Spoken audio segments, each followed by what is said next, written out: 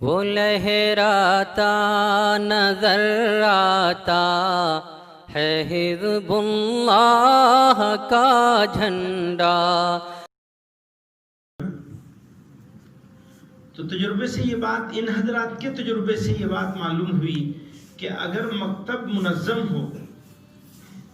معلم تربیت یافتہ ہو اور پورے نظام کے ساتھ، جو انہوں نے یہاں سمجھانے کی کوشش کی ہے نظام کو، اگر اس نظام کے ساتھ چلایا جائے تو بچوں سے فیس لی جائے گی۔ تو یہ نظام کے ساتھ فیس لے کر چلانے میں ابتدا میں تو دشواری ہوتی ہے۔ مولانا شمس الدین کا جملہ دہراتا ہوں کہ انہوں نے کہا تھا، ہم لوگ جب 2-3 سال پہلے کرناٹک بنگلور میں بیٹھے تھے اور یہ پریزنٹیشن کر رہے تھے، تو انہوں نے یہ بات کہی تھی کہ غیر منظم مکتب بنانا آسان ہے، چلانا مشکل ہے، کہ چلانے کے لیے چندے کرو، اور منظم مکتب بنانا تو مشکل ہے، چلانا آسان ہے، اس لیے کہ شروع میں مشکلات آئیں گی، اس کے بعد کھڑا ہو جائے گا۔ انہوں نے ایک بات کہی، اس کو میں اور وضاحت کے ساتھ کہہ دینا چاہتا ہوں کہ یہ کہتے ہیں کہ آپ مکتب مت بنائیے، بلکہ ایک فکر مند عالم کو آپ متعین کر دیجئے مدرسے کی طرف سے، مدرسے والے حضرات یا جمعیت، ضلع جمعیت مکتب نہ بنائے، بلکہ ایک فکر مند عالم کو تربیت دے کر، اب وہ تربیت دلانے کا کام 2 جگہ ہوگا، انہوں نے بتانے والے تھے، بھول گئے یا بیچ میں چلے گئے اس لیے نہیں بتا پائے۔ ایک یہاں پہ مرکزی دفتر میں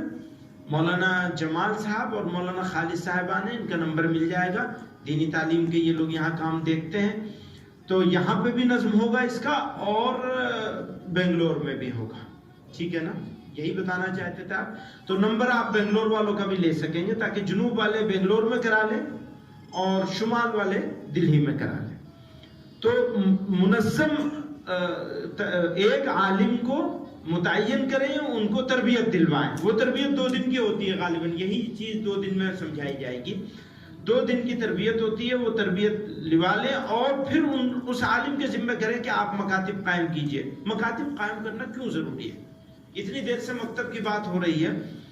لیکن کیوں اتنا زیادہ مکتب کے اوپر زور دیا جا رہا ہے؟ تو اس حوالے سے 2 بات میں کہنا چاہتا ہوں۔ میں نے کل بھی کہی تھی یہ بات،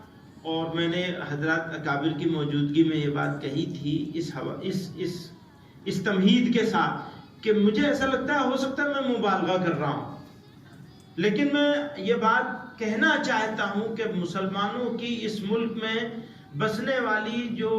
کل آبادی ہے، ٹوٹل پاپولیشن ہے، اس کا 1/3 سے زیادہ حصہ ایک ایسے کنارے پر کھڑا ہے جو کفر اور ایمان کے بیچ میں، ایک ایسی لکیر پر کھڑا ہے، 1/3۔ اب 1/3 کا مطلب یہ ہے کہ اگر آپ گورنمنٹ کے اعداد و شمار کو بھی مان لیں تو 20 کروڑ ٹوٹل ہوتا ہے، 20 کروڑ کا 1/3 کتنا ہوگا؟ 6.25 کروڑ۔ اتنی بڑی آبادی ہماری خطرے میں ہے، اور الگ الگ طریقے سے فتنے سر اٹھا رہے ہیں، شکیلیت ہے، قادیانیت پہلے سے موجود ہے، کسی علاقے میں نصرانیت ہے، اور اب الحاد کی ایک نئی لہر چلی ہے کہ اور شک میں ڈال دینا یہ سب سے آسان ہے۔ لوگوں کے دلوں میں شکوک پیدا ہو رہے ہیں اور ان کی رفع کرنے کا انتظام نہیں ہو رہا ہے۔ جوانوں کی، بڑوں کی بات کر رہا ہوں، بڑوں کے دلوں میں ہو رہے ہیں۔ تو اگر ہم نے بچوں کو نہیں پکڑا،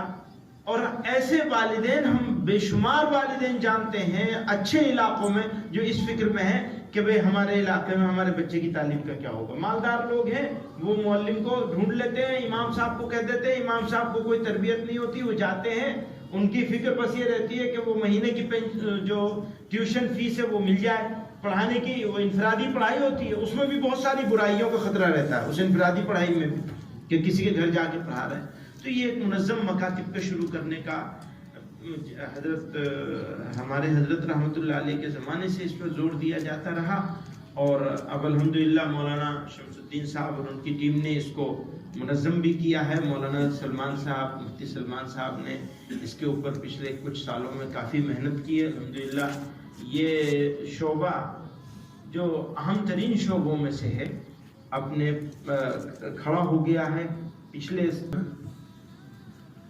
تو تجربے سے یہ بات، ان حضرات کے تجربے سے یہ بات معلوم ہوئی کہ اگر مکتب منظم ہو،